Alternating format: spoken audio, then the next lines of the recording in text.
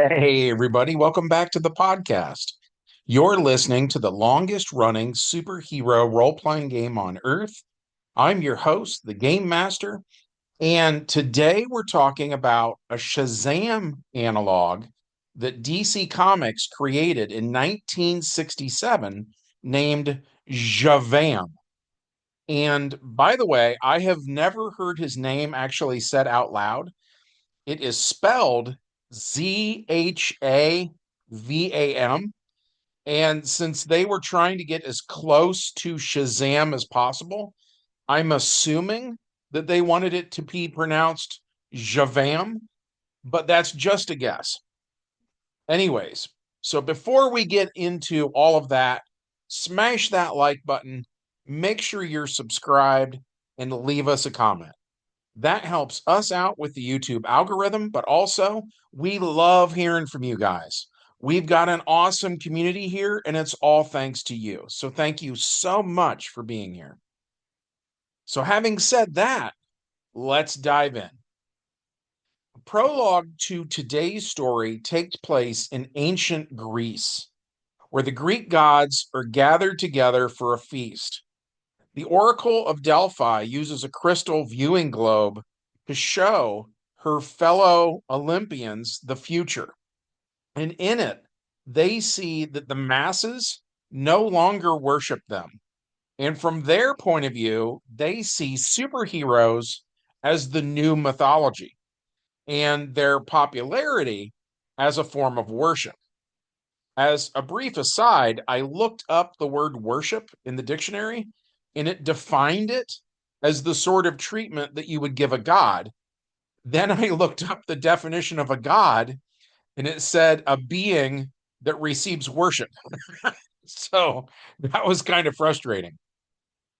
Anyway, so Zeus bellows something about how none can match his thunderbolts.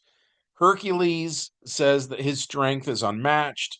Achilles talks about his invulnerability. Vulcan demonstrates his flame breath. Apollo shoots the moon with an arrow. And Mercury demonstrates how he flies using his winged sandals. They see Superman in this viewing globe, and in a way, he can kind of do all of those things at once. So it gives them an idea.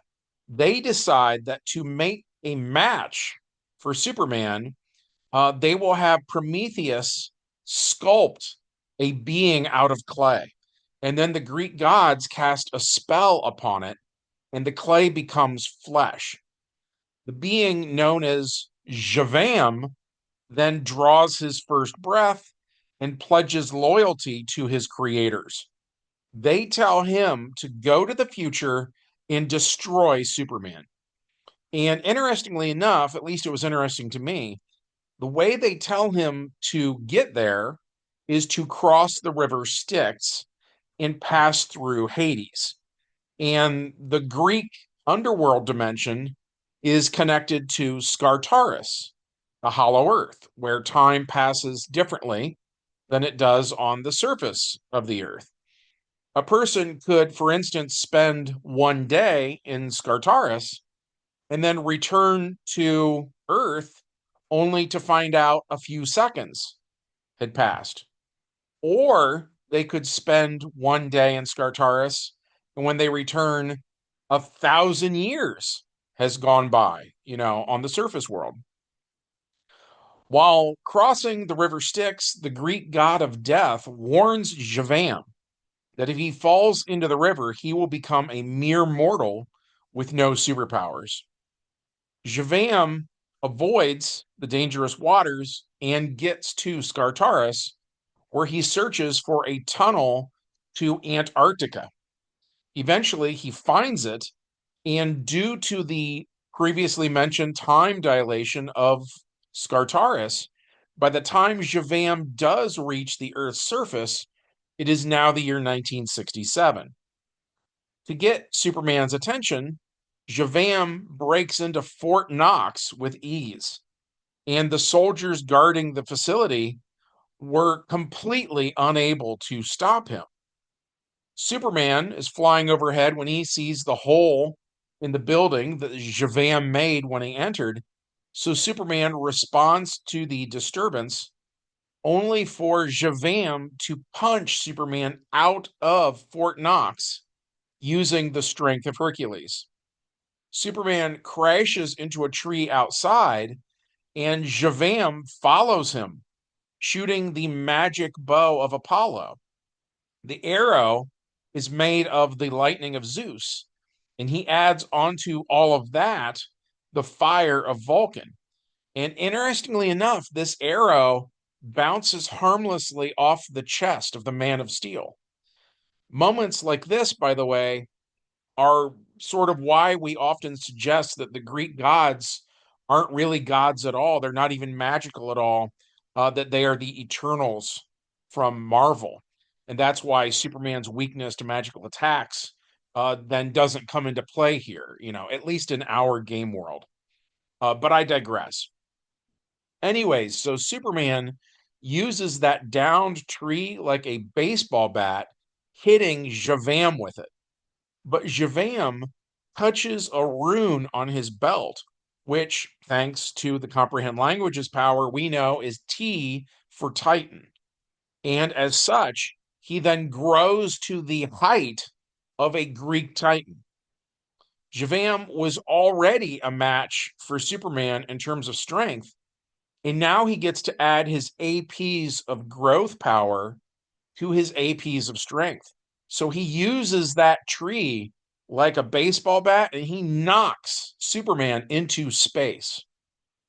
Superman returns from space, low on hit points, but by the time he gets back, ZHAVAM is gone. He used his powers to carve into the stone at Fort Knox, leaving a note that basically tells Superman to leave the Earth if he knows what's good for him. Not long after that, Metropolis Municipal Stadium is packed full of people eager to see Superman perform a variety of feats of strength, and all the proceeds go to charity. And Superman begins doing various things to thrill the audience, but ZHAVAM sees this as them worshiping him and not his creators, right? So he shows up to defeat Superman and convince people that the ancient gods were the greatest beings of all time. The G on ZHAVAM's belt is pressed, giving him the powers of a Gorgon. So ZHAVAM then has snakes for hair, just like Medusa, right? And as soon as Superman looks at the snakes, he is turned to stone. So ZHAVAM wins again and leaves, and the people are shocked, and they flock around, Superman, who has been petrified, but they can't do anything to help, right? And then that night, there is a terrible thunderstorm, and Superman is struck by lightning, and that actually undoes what ZHAVAM did to him, which I think that's interesting too. And I would argue that there's something else going on there if you kind of read between the lines, right? At any rate, so Superman tracks ZHAVAM down and tries to take advantage of the weakness that Achilles had. But when Superman removes his enemy's footwear, he finds that ZHAVAM planned ahead. And he has a piece of kryptonite hidden inside of his lead-lined metal boot. So he defeats and humiliates Superman yet again. And this goes on for like a really long while, with the two of them fighting over and over again. And in the comics, Superman beats ZHAVAM by returning him to Mount Olympus, where he's turned back into clay. But when we ran this game, our players came up with a different solution. They thought that he originated from Skartaris, like they thought that's where he was made or whatever. So that's where they put him, right? They trap him in another one of those pockets of time that I mentioned earlier, thinking that it would take decades for him to escape the pocket of time that he was stuck in. And so then that brings us to the main plot of this game session. ZHAVAM is still in Skartaris when the SDF-1's main gun blows a hole into the Earth's crust where Mansfield, Ohio used to be, and out the other side of the planet where the Indian Ocean is. Water flooded in to the hollow Earth, blowing things out the other side because of the air pressure, because stuff's rushing in, right? That makes sense, hopefully. By the way, as always, if I say something that doesn't make sense, ask me about it in the comments section and I'll try to clear things up. So, anyways, ZHAVAM ends up in the skies over what used to be Mansfield. He gets blown out of Skartaris. But now, it's just a smoking hole, a tunnel to the hollow Earth. At any rate, ZHAVAM flies around for a little while, taking in everything that has changed since the 1960s. He sees the world is in shambles, and so he decides that because it's in this weakened state, he wants to conquer it. He makes a marble building in the style of the Parthenon, and inside of it, he builds himself a white marble throne on which he carves the words ruler of this world and God of this age. Then ZHAVAM sets out to conquer, which gets the attention of Brad Williams, aka Killfrost. He was a member of the United States Marine Corps before LexCorp used OMAC nanites on him, turning him into a living weapon that they used to attack the Marvel family. Brad was in the OMAC squadron that destroyed the Rock of Eternity, robbing the Marvel family of their superpowers.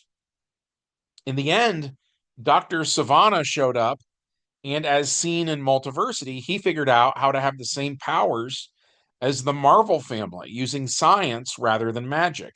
He taught his kids that if they said the word Sivana, they too would have powers just like Captain Marvel. And during all of this, Brad heard them say the word. So now when Brad says Savannah, he too now has the powers of Captain Marvel, aka Shazam. And of course, ZHAVAM is a Captain Marvel analog. So having the two of them fight seemed really fitting. So when ZHAVAM tries to conquer the Earth, Brad just happens to be the first one to respond. At first glance, they seem to be evenly matched. But with the exception of his Achilles heel, ZHAVAM is completely invulnerable to any kinetic damage. So no matter how many times Brad punches him or shoots him with lightning, nothing does damage. So Brad, aka Killfrost, then attempts Power Stun by sucking in as much air as he can using his super strength. The air in his lungs is super compressed, not allowing the molecules to move as much since it's so cramped in there. Slower molecular movement means lower temperatures. So when Brad exhales using his super breath, he lives up to his name, delivering an icy attack. ZHAVAM then counters this with a breath weapon of his own, which in this case is the fire of Vulcan. And whereas ZHAVAM is completely immune to damage everywhere but his heel, Killfrost has a body of 28 APs. And by the way, we arrived at that number by doubling what third edition stats DC Heroes gave to Captain Marvel. If you compare the third edition post-crisis Superman to the first edition pre-crisis Superman stats and DC Heroes, you can see that they basically cut all of the numbers in half to make the post-crisis version. So we often double a character's stats in an attempt to reverse that philosophy, right? And that was the case with Brad's characters. So, point being, Brad is taking damage. So he tries to take Zha-Vam into Skartaris too, right? Just like the last heroes did. And by the way, Brad loves the fantasy genre, and Skartaris is full of that stuff.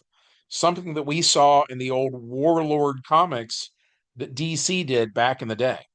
Warlord, by the way, was sort of a competitor in a way to He-Man and the Masters of the Universe. They even made toys that were almost completely identical, same scale, so on and so forth. Anyway, so Brad and Zha-Vam end up in Skartaris fighting, but Brad can tell things are looking bad. So he flies back up out of the hole where Mansfield used to be. But when he reaches the top, he sees that time has passed, right? And while he was gone, people have been rebuilding. And so Brad's first thought when he sees all these changes suddenly, because the world was sort of broken and destroyed, and now it's sort of squeaky clean and everything works again, and so on and so forth, right? So he can't tell how long he was gone. Weeks, months, years, like it's really hard to tell. But what he does see is that society is it's back on track, but it is very different than what it was before. And Brad wonders, like his first thoughts go to his kids, and he's like, "Oh my God, how much older are my kids now? And how much of their lives have I missed out on?" Right? So his first impulse is to fly to them, but he doesn't want Zha-Vam to follow him there and hurt his kids. So instead, he flies into space where he thinks the Justice League watchtower is, but in its place, he finds something else. Brad flies in through an open cargo bay door, then makes his way to the center of this big round space station where he comes face to face with half a dozen members of the new round table.